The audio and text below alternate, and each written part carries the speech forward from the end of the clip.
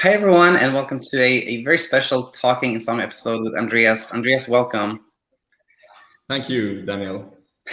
So, for those of you who don't know Andreas, you'll know a lot about his journey that I think will be super, super helpful. I'm so glad you're here.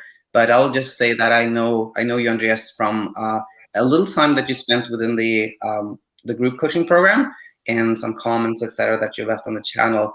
But with that said, actually, I like to start with this question. Just kind of a little bit briefly start about like how did you find me? How did you come in touch with the channel and everything? Yeah, well, it's been a long journey from. It started this whole journey started in 2000, I guess 2017 or 18. So it's been a couple of years with this kind of condition that I've having problems with. But I think it was about a year ago or so when I discovered your YouTube channel. So it just you randomly searched something on Insomnia and it came up or something like that? Yeah, literally. Yeah, exactly. So I've been researching a lot, like, like when it started, you were just panicking and didn't know where to get information and what this was, and I felt so lonely about it. And then you start to research about it, and I eventually found a couple of materials on not so much books, but like studies and different things on the internet. And it started with this kind of CBT-I approaches, and that kind of was a big thing for me for a long time. And I'll come to that later. How it was quite devastating for me anyway. But then eventually I found your channel and I found this kind of whole new way of looking at the topic and the problems, and that kind of led me into another way of thinking, and it led me into other authors and other aspects of let's say anxiety in general. And because that's what I would like to, that's kind of my if I have some message today that I want to bring up, it's how it's related to everything in, like, basically all mental struggle. In my opinion, it's like it's all connected to the same thing. Absolutely. And we have to, like, we'll of course start a little bit about your story, and then if we haven't touched upon this, of course I want to spend a lot of time really digging into this one. It's so important. But I want to say something actually right off the bat, which is I remember that time when you joined, in the sleep coach school. As you know, we have these like drop-in classes, and they're on Zoom. They're kind of a group of people, and you were on one of them. And just like seeing you today, I can see like it's the different Andreas. Like you're just so much calmer. It's just amazing. It's just remarkable, really. So I can kind of sense that this transformation has happened, which is so nice. So we can start there actually. With that said, just tell us like how it all started, and you can tell us the journey, and we'll go from there. Basically, without being too personal about certain things that happened to me, like I experienced a huge trauma in 2014, and after that, or let's say before, I had some struggle with anxiety, and but not in the way that I developed later. But I had a relationship to anxiety before and panic attacks, but that was just a little bit from stress and certain other things. And I also had Tourette syndrome, which I have, and OCD, so obsessive compulsive disorder. So just to clarify, you've had those, but they hadn't bothered you too much in your life up until 2014, something like that. Well, the anxiety hadn't it's interesting you asking me the question, because now I realize it had, but before I didn't. I wasn't aware that it was causing me brain fog. Like it's just not now that I can see how my life has developed, and how I was, how I, for example, as a child, how I used to react against. When I had a lot of, I used to have a lot of problems with Tourette syndrome and OCD when I was a child, and I almost had to take a year back in school because of that. It was so it was really difficult actually, and I used to be really reactive about it, and used to take it out on my parents. I was very angry. I was very I had a lot of reactivity against it, but I couldn't put it into words back then, because when you're a child, you don't know how to formulate what you what you feel. You don't have any tools to navigate through, and no one around me had. And I mean, I'm telling you about this, and it's I tell about it because I think it's so related to my journey with insomnia. That's why I want to connect these things. And then to fast forward 2014, I think 2 years after that, that was really difficult time, and I developed like I had this post-traumatic stress syndrome, which, I mean, these are all labels, but it's when you experience an extremely traumatic event, you kind of go through I mean, it's certain things which kind of get stuck in your body and your mind, and it can come up like I mean, I went through in my case like a grief process and a process of accepting what had happened, but that, I guess that took me like maybe 2 years until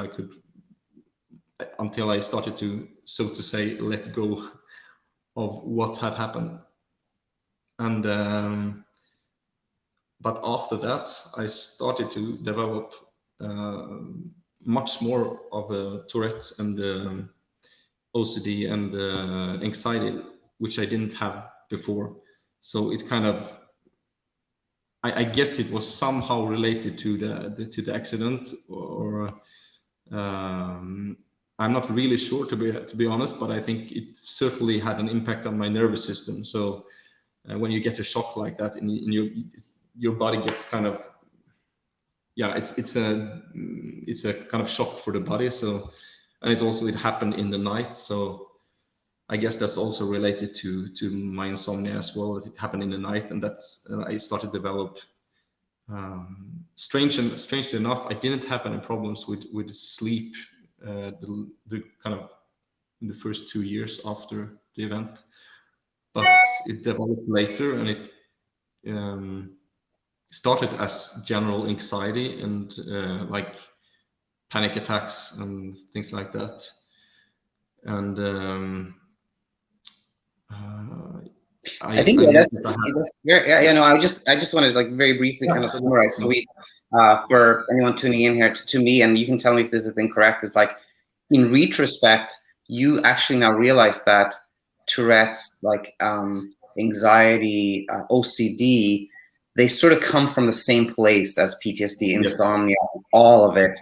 But you didn't really see that was a big problem for you, but in retrospect, you see that it actually was a big part of your life, even before 2014.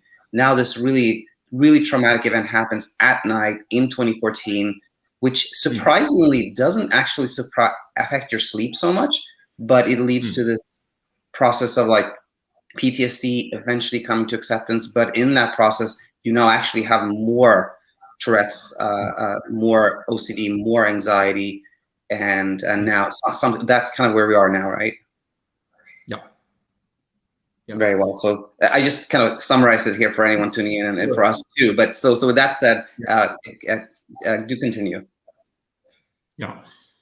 So I think this was back in 2017 that I started to experience that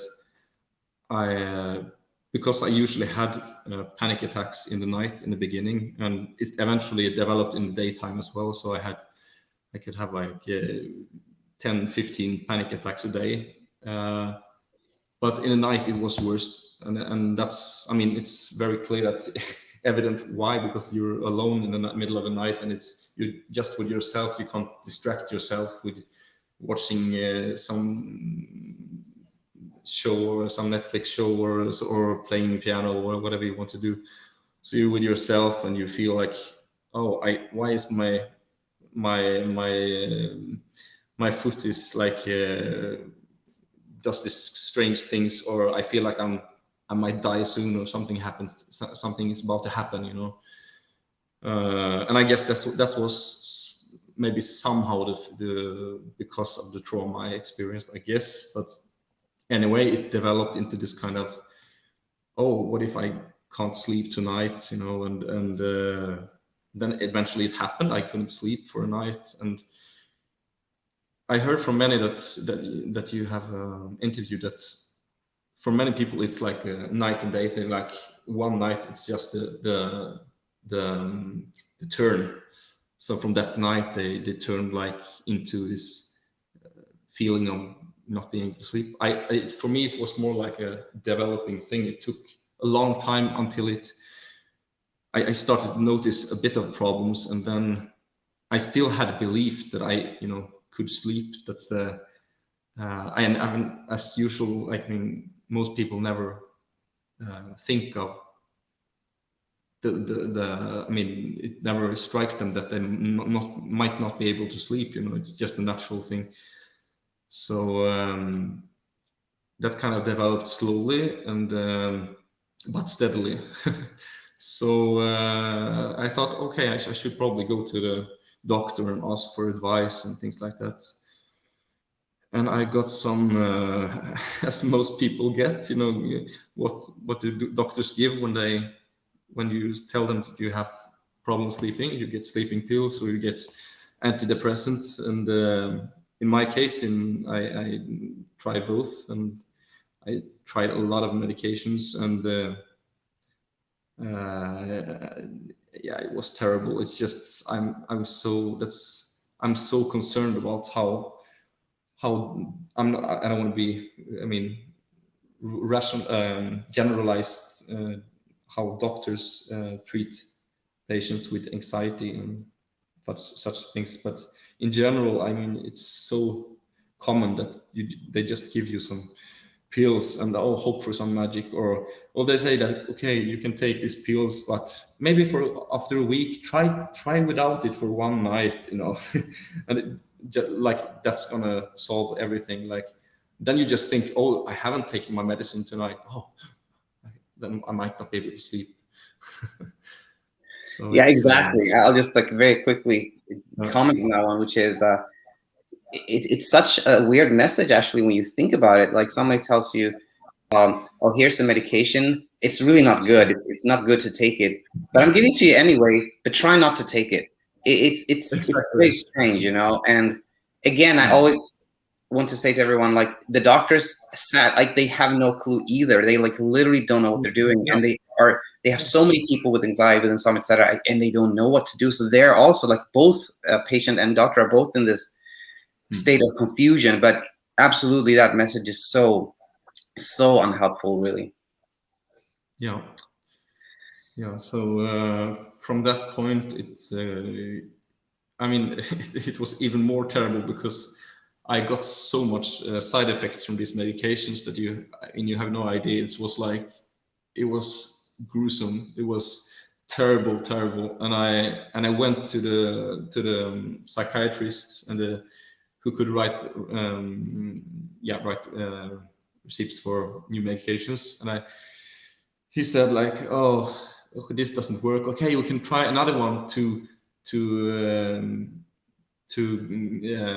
get rid of the side effects of the first one. Treat the side effects, exactly. Yeah. So then I was like on 3 different medications in ones to like treat the side effects. But this medication also you might get some heart palpitations or whatever. And it's, I mean, it's a cycle of, I just realized they're like, because I'm quite a rational person in many ways, and I thought to myself, no, this can't be right, this can't be right. So eventually I just, this is enough. So I just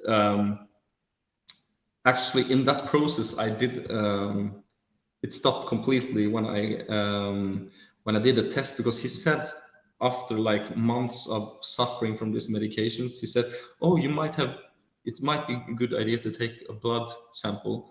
So I did a blood sample, and the results came back, and it turned out I had this gene type that is quite uncommon, that makes you not, my body can't stand do you call it antipsychotics or Yeah, like antipsychotics. antipsychotic? Yeah. So my body is like making this kind of, I can't remember how it's physically what is happening, but it's the results is that I get like the worst of the worst. I get like 100% side effects, and I get no effect of the medication.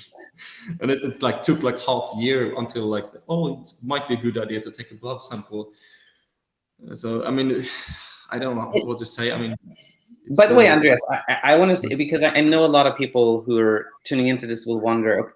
A lot of people think like, oh, Andreas, he seems actually pretty calm right now. He might have had insomnia, but was it really that bad? And so if you could just share a little bit, like, what was it like? Like, what was a typical night like, or a week like during this stage? You know what? Like, I mean, if I fast forward the situation, like, it used to be, I mean, on the worst, it was like usually I didn't sleep at all for like, usually I had like 2 days without any sleep, like literally nothing. And I might have like one night with like 4 hours, 4.5 hours. And then I had like one night with like 2 hours, and then I had 2 nights without any sleep again. And, you know, it was really, actually really, really bad. Like, I don't want to, I mean, there's no point of comparing it to other, but I would say my situation was quite bad. I mean, if you compare it, even if I'm not interested in comparing with others, but the way, I mean, the interesting thing about insomnia is what I've learned now is that it's how we perceive the situation that makes you suffer. And so it's all about the mental. It's all about judging the present moment from the past or from the future. Like you're having these thoughts about, this is not normal, this is not, I mean, if you imagine you were for your own, I mean, there were no other people on this earth and you were alone, maybe you thought that, oh, this is normal, like to sleep every other night. Like, or like I heard on the Olympics the other day, you heard of the Norwegian runner, you call hedge, no, a runner anyway, sprinter.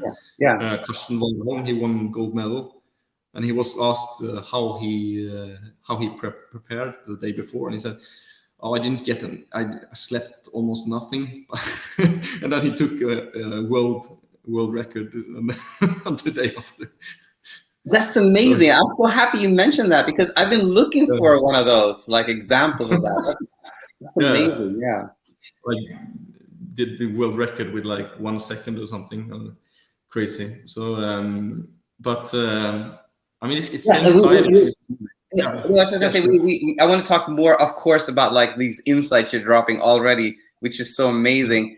I just want to, I'm so with you, Andreas. Like, this is not to scare anybody or to compare, but it's just for anybody who tunes in to see that, Andreas, you know, you were in a really, really intense struggle, and like, and look where you are now. So I just want everybody who listens to this to know that, yeah, Andreas you were in a really intense struggle there. So, and we talk about like, okay, so you're going through this path of experimenting with medications, and what did you finally say? No, I don't want to take anything, or you just decided to stop trying things, or what happened next year?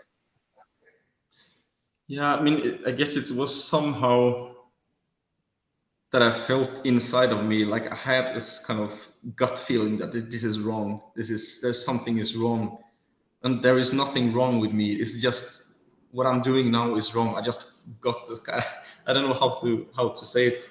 Was just a gut feeling that this is wrong, and there was no one telling me that I should stop. It was almost the other way around. Like people say, oh, you should try this medication or this remedy or this herbal tea or whatever, this yoga or meditation. And I mean, I tried everything, like a lot of people with insomnia, because I don't like the word insomniac, but people who suffers from troublesome thoughts, like put it that way.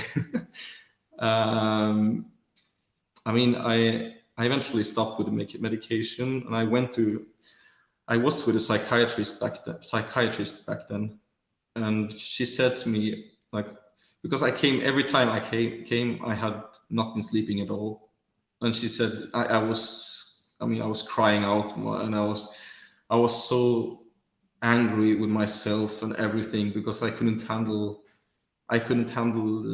close relationships. I was so irritable, and I my life suffered so much from it that I was in deep I don't know what to say. It was really tough. I think it was one of the most difficult times in my life, really, and I have experienced quite a lot to be honest. And after that, I started with a sleep coach, let's say, here in Norway. And she was a really nice woman, really good person, and she really wanted to help me. And I came across her on the internet, and I thought I have to get some help here. And I was already into this kind of, I read about sleep restriction and this kind of CBT-I, and I had tried it a little bit for myself, and I heard that this is the kind of the big Gold thing. standard. This is the gold standard, exactly. So this should be it. So if I do this, and I'm a very disciplined person, I've been doing a lot of sports, and do my kind of field of work is quite competitive. So I'm very kind of disciplined when I have to, and that eventually worked against me later. But so I started with her, and yeah, in the beginning, I remember like we did a lot of like writing journals every night, before going to bed, in the morning, and I got like it was.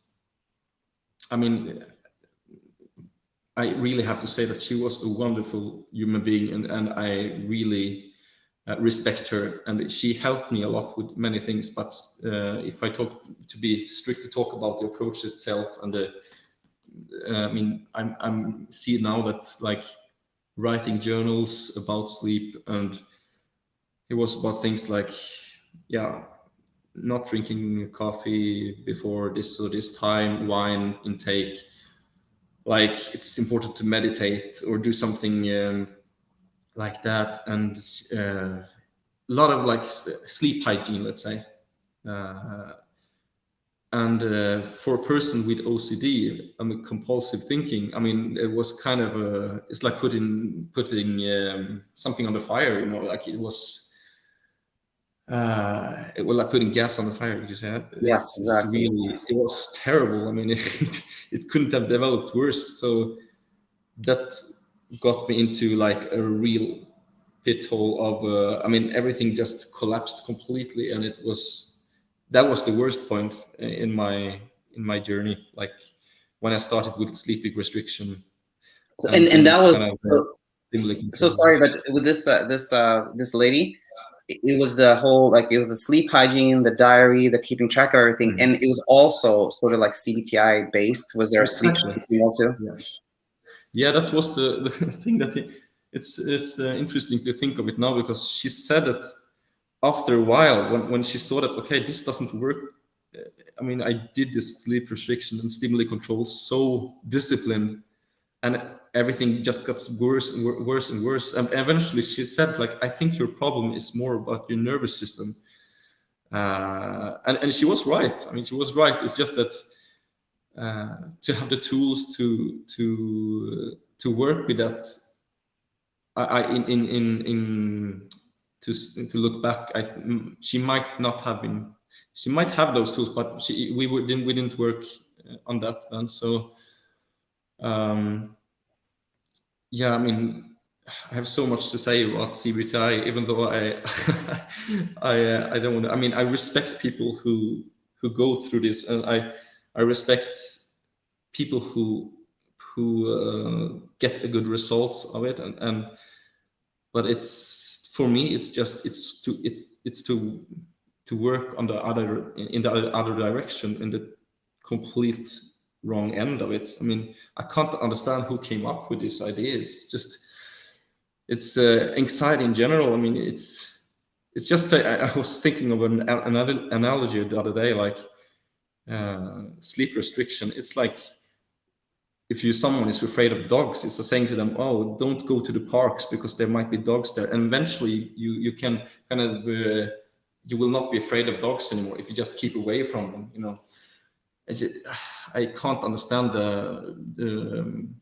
and if you're just tired enough, you're like, if you just basically sedated enough, you're almost like you're on drugs, because when you're so sleepy that you haven't slept for like 2 days, you're in brain fog. You don't, I mean, your brain, yes, your sleep drive will win in the end, because the body has no other direction to go, so your anxiety drops. But that's just for that night. I mean, if you're a little bit awake, or if you're a little bit conscious, your fear will come back. I mean, it's inevitable. Yeah, So I think, you know, let's stay here actually for a little bit, because I think this is helpful, and I want to say this, that I literally, and this is actually funny, like you and I, Andreas, we had this confusion about time. Like, I thought originally we said 9 o'clock my time, and then I thought that was too early for you, so I said 10 o'clock, and then this morning you were like, no, it's now. It's a what? So anyway, yeah.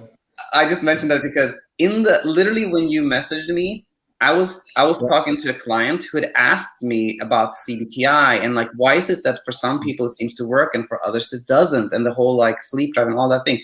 And I was literally just writing to her that to me it's almost like CBT-I almost is like playing like roulette with kind of your sleep and your thoughts, meaning that, as you know, Andreas, like sleep drives, you just said, sleep drive is real. Of course it is real. Like the more we are awake, the sleepier we become, and eventually we will sleep. No question about that. That's how the body works.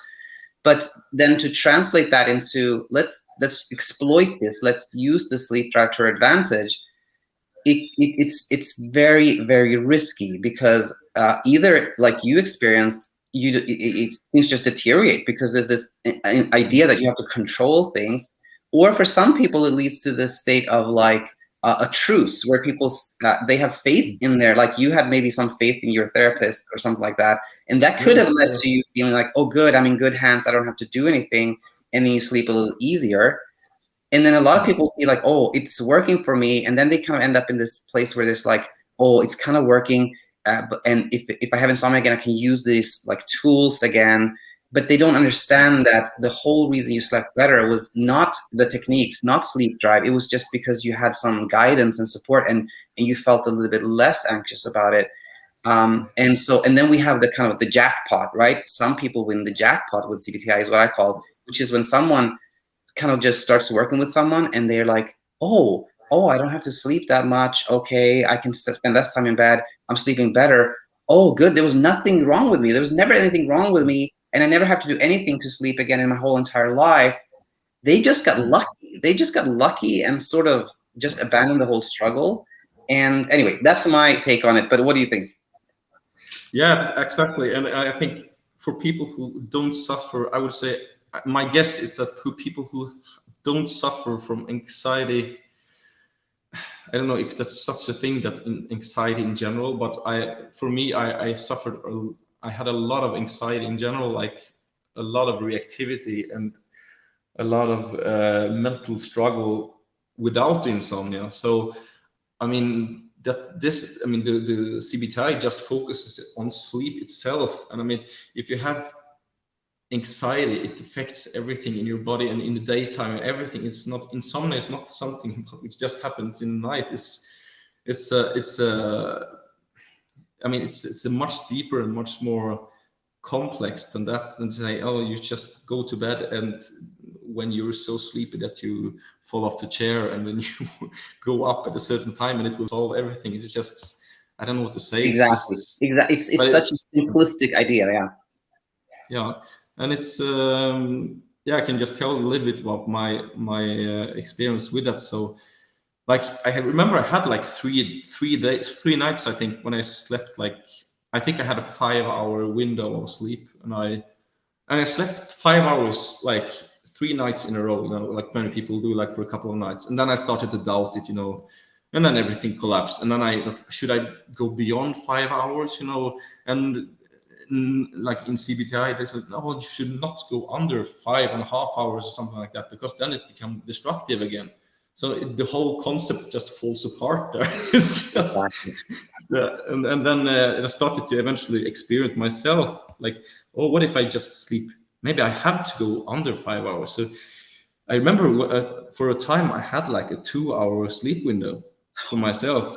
Yeah, I basically, I can imagine this discipline I had. I was walking around in my living room for hours in the night. You know, I have like between 4 and 6 o'clock in the night. That was the only time I. So this was my compulsive thinking. You know, kind of. This was like I said, it was kind of putting found something in the fire. You know, it was just devastating for me, and I slept less and less, and then my in CBT-I they talk about this kind of fear of bed and things like that. That eventually, I mean, I believe in that actually, but the way that they work is completely the other way around again. Like if you're afraid of something, okay, just go away from it, stay away from it. I mean, Exactly. it's completely another way around. I mean, Exactly. if you're afraid of something, what do you say if someone are afraid of wasps or something? Or just stay away from wasps, and then it will deteriorate or something. It's completely backwards. And then my fear of sleep, my fear from laying in bed actually got worse and worse with stimuli control and everything, because there was like, oh, I can't lay in bed if I'm not sleepy or whatever.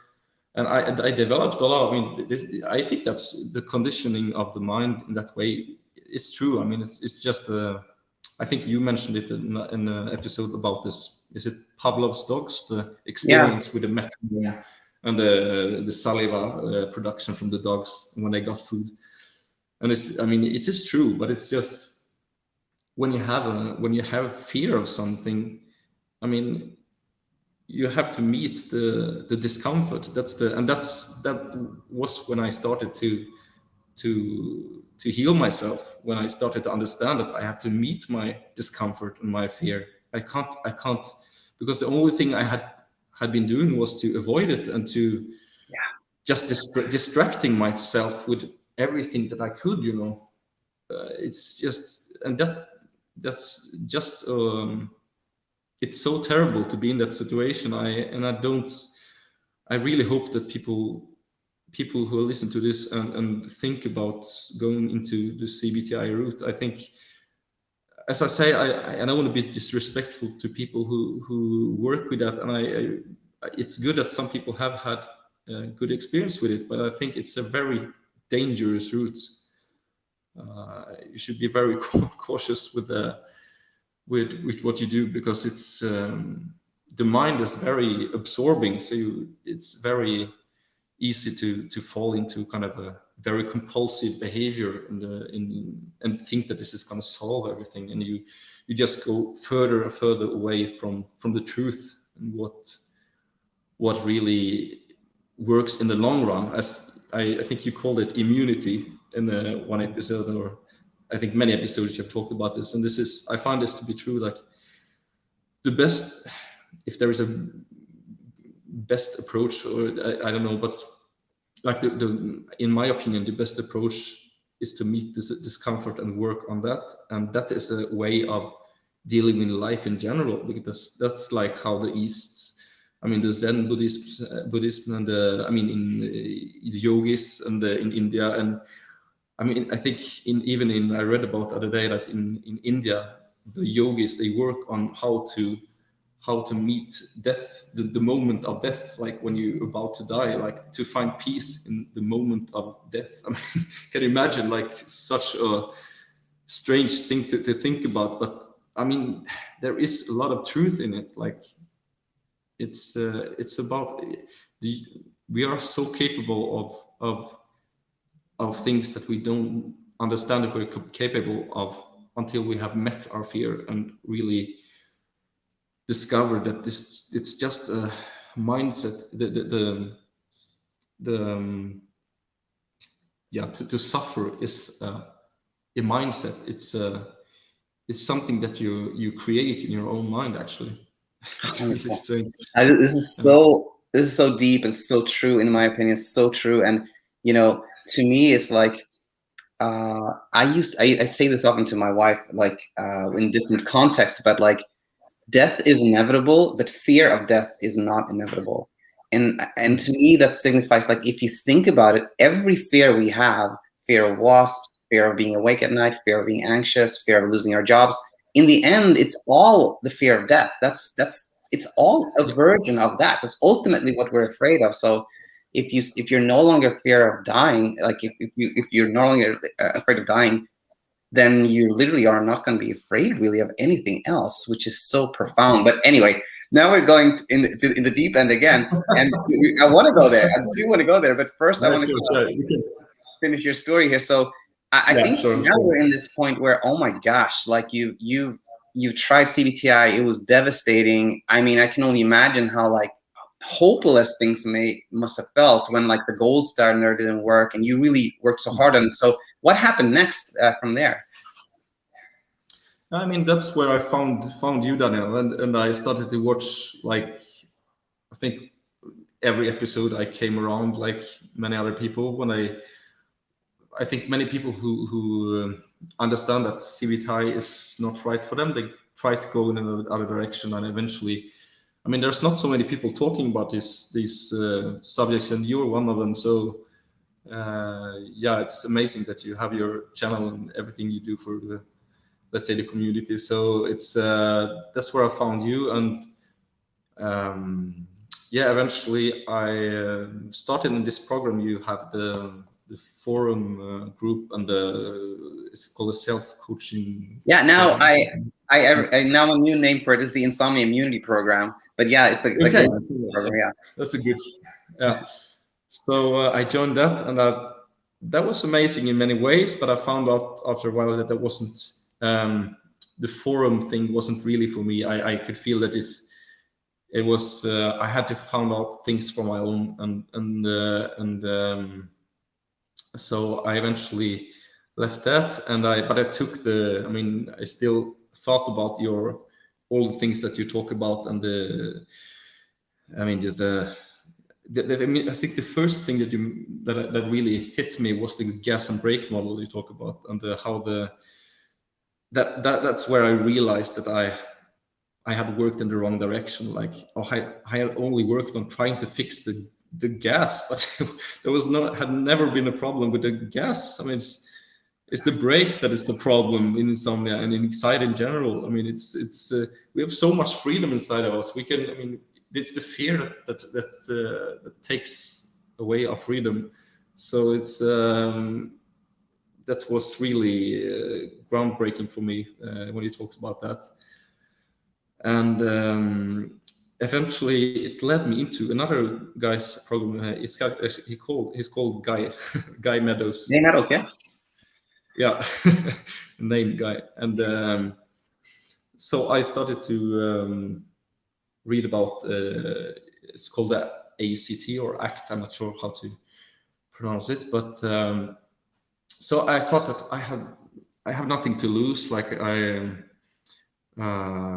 started with this. He has this, or it's called a sleep school, I think, and they have an app which is like 30-day program, which is every day is new information. So you get new information and new kind of tools to what to work on. And I have to say it was amazing for me. It was it really that was groundbreaking again for me. I mean, you kind of set the first kind of woke me up to this new world of thinking, and then I did this kind of very thought through process which they have, which I can really recommend, this 30-day app program. And it's I'm not much into apps and technology anyway, but it's a great thing that you have these opportunities nowadays. And it was all about, like, because one thing is the education, and it's very important to understand things like what is happening in your body and the fight or flight and everything. But for me, I had this kind of feeling that I have to, for me, I felt like I have to, how do I kind of take this into reality, into the present moment when I have the fear and everything. And that's why, and that's where I think it can be a good thing to kind of have different tools, or I mean, you don't have to call it tools, but in this course they have like different yeah, they call it tools. So it's kind of the process is like, they call it 3-part process, which is accept, open, and live. So the first part is about accept what is happening, and the fact that you are suffering, or you experience what you experience. And the open part is like to actually listen to it and to embrace it in a way. And it's not to say that you have to like it, or that you have to kind of that you have to it's okay, that you have to kind of feel good in the moment, but to kind of get to know your feelings. Because for me that was really good, because all I had been doing before was to kind of distracting myself away from it. And to actually, I remember one of the best exercises for me, which I really can recommend, and which is one of the best tools I have. Like, it's amazing, really. And it's to, whenever I have like I lay in the bed in the night, or I feel the anxiety coming, and like I feel the thought pattern is kind of, the thoughts are, I get more and more thought, and the body is like reacting in different way. I mean, the ways, I mean, all people who suffer from anxiety knows what I'm talking about, like the heart palpitations and everything. And I used to like, just because people like, especially CBT-I, they say, oh, when you feel like you want to go, you want to turn around in bed, that's a sign that you need to go up from bed and do something else. And I went in the total opposite direction.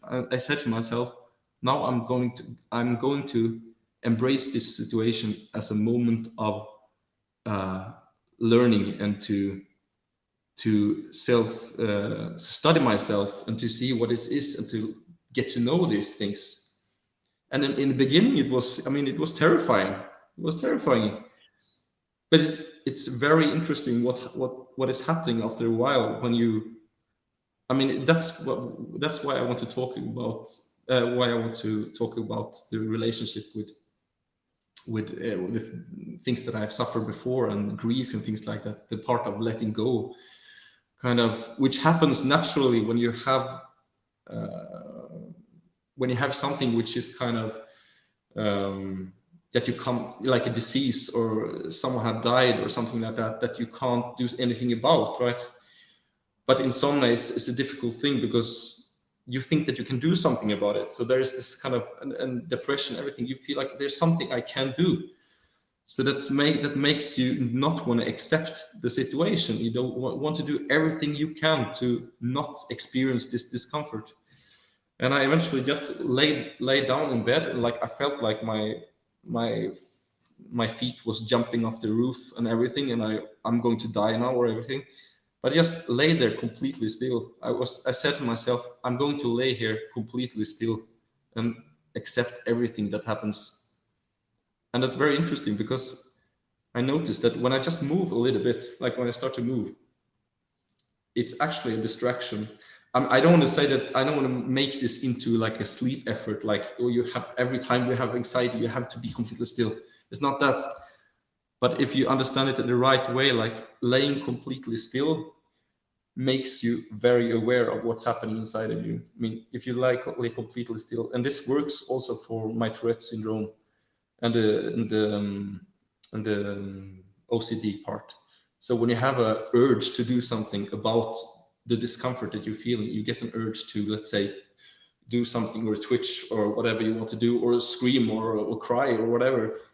You feel an urge to do something about the situation.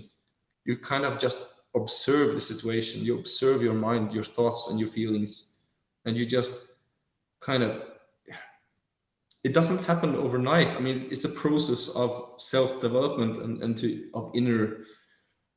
I don't want to be too talk about too big words, but it's inevitable in a way. It's like an awakening process, really. Like Eckhart Tolle talks about the awakening process. Like when you observe the mind and you understand that your thoughts and your emotions or feelings is just something that happens inside your body. Outside your body, there's nothing. I mean, it's just this pain you feel inside. It's just a matter of like, I don't know what's your level of your chest capacity, but it's just like, I don't know. Europe, I mean, it's so small in a way. It's just a feeling, and it's thoughts. It's just a mind struggle. It's just the thoughts that you're kind of you have been conditioned by your mind to believe everything the mind says to you. So you kind of you have become a slave of your own thoughts. And most people are not aware of it. Like I wasn't aware of it before. Like I used to believe that my mind, my thoughts are real. They are the reality. There are my concept of my life is the past and the future. It's all about, you know, I suffer now because I can feel this is not my story. This was not how it was supposed to play out. You know, it's all a concept inside your head. And kind of when you understand that and kind of accept it, it's difficult to talk about the accept part and letting go part, because I was listening to your just interrupt me if I talk too much, but getting eager now. But you were talking the other day, I think, in an episode, someone asked you about how can I accept something that is so difficult or that's causing me so much pain? And it's a very difficult question to answer. I think I don't remember what you said, but like it's basically, if you think of like, yeah, I think grief is a good analogy. Like how can you accept that someone, like for example your best friend or someone has left this world and it was everything you had, you know, how can you accept something like that? I mean, it's strange. It's a process inside of you that happens, and we have the capacity of accepting and letting go. And it's a process of looking the fear into the eyes and just meet it and just be in it, but observing it at the same time. Not it's a difference between observing your thoughts and be your thoughts, let's say, like identify with your thoughts. And that's what usually happens when you have reactivity. So you kind of you observe that you start to be reactive about something, let's say in the concept of insomnia. So, oh, I'm getting this a thought, I have a thought that I might not be able to sleep tonight. Oh, how I'm going to cope with work tomorrow.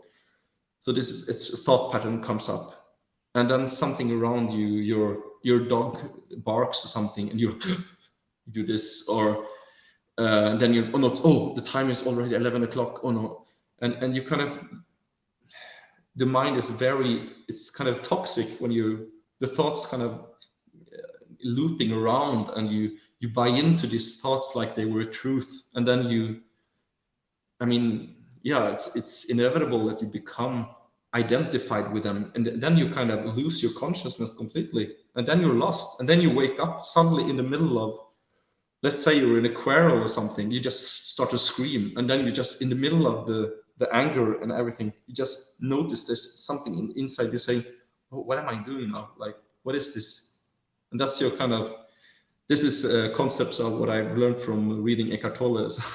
But it's like I really believe in it. Like suddenly your consciousness, and I mean, if you talk about how the body works, if you're not in spiritual terms, let's say it's the frontal lobe cortex, or it's a rational part of your mind that comes into play, that you observe what happened, you observe yourself. You're not totally identified with your thoughts and emotions, let's say.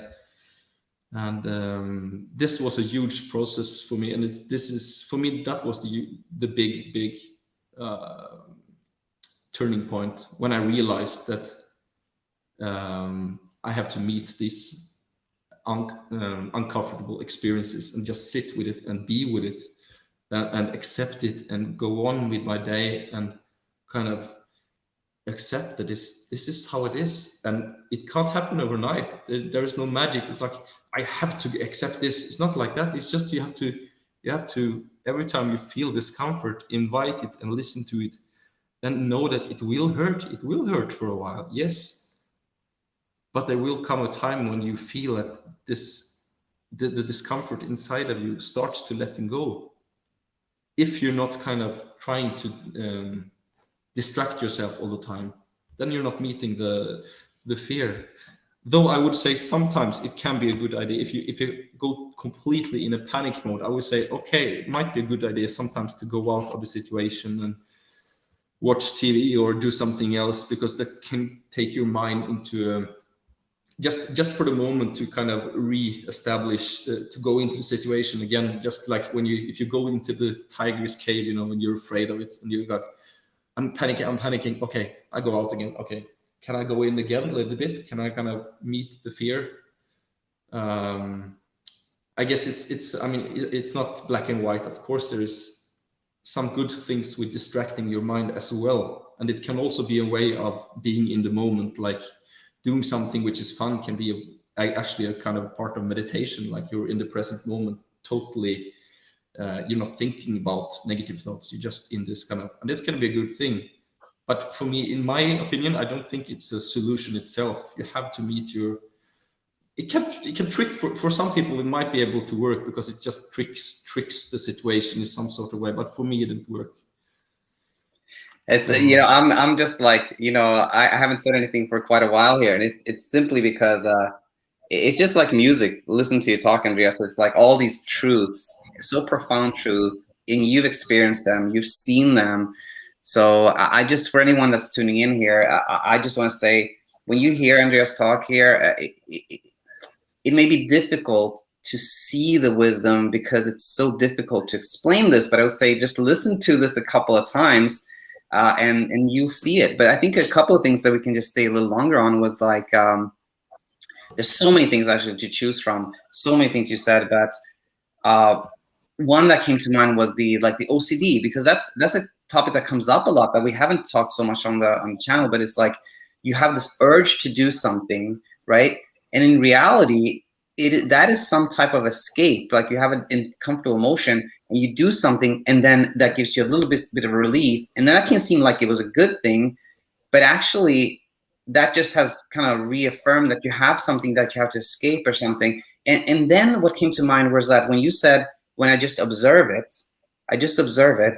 in a way, you've kind of given yourself permission to do whatever thing you were about to do. It's not like you're repressing it, but it's in a way like you're observing it, you see what's going to happen. You've kind of given your permission to do that thing that you don't actually want to do. And then by sort of like giving yourself permission and just observing it, it happens less and less by itself. And it's, again, this like not fighting against, but allowing to happen. But anyway, did that part make sense to you, or what are your thoughts on this one? Absolutely, yeah. It's like music in my ears as well.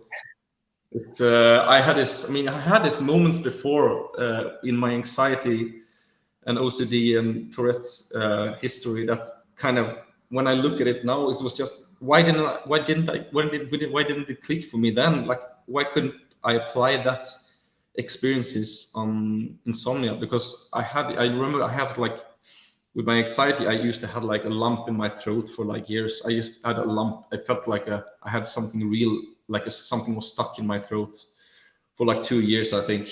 2016, 17. I didn't know. I went to the doctors and did, looked into my vocal cords and everything, and it was all fine. I was like, oh, it's just anxiety, and I was like, okay, yeah, but it's still there.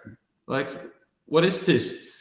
And I had this, like pain in my chest. Like I felt like there was a huge like something which is compressing the whole chest, and it was there all the time, like all day, for like years. I mean, it was really hard to live with. But one day I remembered it was it was very, very interesting. I was walking around with my wife. I think it was like a year ago or so. I was walking around in the park, and I just suddenly I was so knackered from that, and I was so tired of it. I just said, I'm just gonna allow it to be there now. I'm not gonna fight it anymore. I didn't know about these kind of thoughts back then. It just came to my. It was kind of in. It was kind of. I just felt it was. I just have to accept this now. It's just there. So I kind of, because I used to do this kind of. Whenever I felt this kind of feeling, felt like I had to breathe in a lot of air, like. And eventually I said, I'm not going to breathe in. I'm not going to take these kind of huge breaths anymore. I'm just going to allow. It feels like I'm going to die, but it's okay. I might die then. Okay. It's like, I can't do anything about this anymore. I can't stand this. So I'm like, okay, if I have to survive on this amount of oxygen, that's fine. So I just stopped to like, because this was a way of this was an urge, like, the body's urge of doing something to compensate for the discomfort. And I'm just gonna allow the discomfort. And within an hour, Daniel, it disappeared. And it never came back again. Oh my goodness. It's amazing. I mean, This was it's not surprising, but it's so amazing to hear that. And it also teaches you that like you had truly like accepted it, because if you hadn't, then you'd have gone into that place of like, oh wait, like now it's kind of coming back, but I have to accept that it's there. So now I'm accepting it. Well, no, it's there. Like you had somehow truly accepted it that time. Wow, amazing. I think we're kind of like going up. We're almost up to an hour here, and I feel like I have so much more I want to talk about. So I think we should just we should set up another time, maybe in a week or 2 weeks, something, and go really. Sure. Now we've shared your story, and now we can just like go into like really go into the deep end and talk about so many things that I know will be so helpful to the community. What do you say? Yeah, sure, absolutely. That sounds Perfect. great. And then I'll just say, to leave everybody on a really kind of encouraging note here. I know you said earlier during this talk that like I kind of believe in this concept of immunity now, which to me means that when we see that we can have all kinds of discomforts, like we can be up all night, we can have pain, we can be anxious, we can be sad, but when we see that none of that can actually hurt us, and we can let them be, then they will never become a struggle again. We will never go into a rabbit hole again. And that to me is like the immunity part. But you sense something different, similar to that, and you feel like you're in that place now? Yeah, absolutely. I mean, I'm immune in that way that I'm no longer kind of in the rabbit hole, let's say. Like I'm being kind of, my whole life is about this thing. But I do have occasional nights where I have anxiety and reactivity, and this is kind of it's still a thing going on, but it's not that it consumes my life anymore. And I mean, to talk about the sleep itself, I think I sleep mostly fine. Like I think maybe usually I sleep fine. I have one night, yeah, I don't know how often, but once in a while I don't sleep so much. But it's kind of, I just go on with the day, and I can feel this kind of twitches and different feelings in my body, and I just allow it to be there. It just doesn't bother me. It's just there. It's just accepting it, and I know it will disappear. It's just this has been going on for quite many years, so it's the body just still remembers the triggering things, and it will take some time, but it's I feel like I'm immune actually. I do. Yeah. This is so amazing. And I guess one last final word here would be then, like, to me, this is a story of like the struggle with insomnia taught you so much. Well, thanks to you, thanks to all the work you did, that really must have had a big impact on everything, like the Tourette's, OCD, anxiety, all of it. Am I right? Yeah. Absolutely. Yeah. It's profound. It's like it's a new way of looking at life. Really. It's Amazing. yeah. Amazing. And we'll stop there because we're going to Yeah. explore this so much in our next episode. We're going to really, really learn, and hopefully other people can like start taking this path that you've been on. So I just want to say thanks so much for coming on, Andreas, and we'll talk soon again then. Thanks you too, Daniel. Thank you so much for having.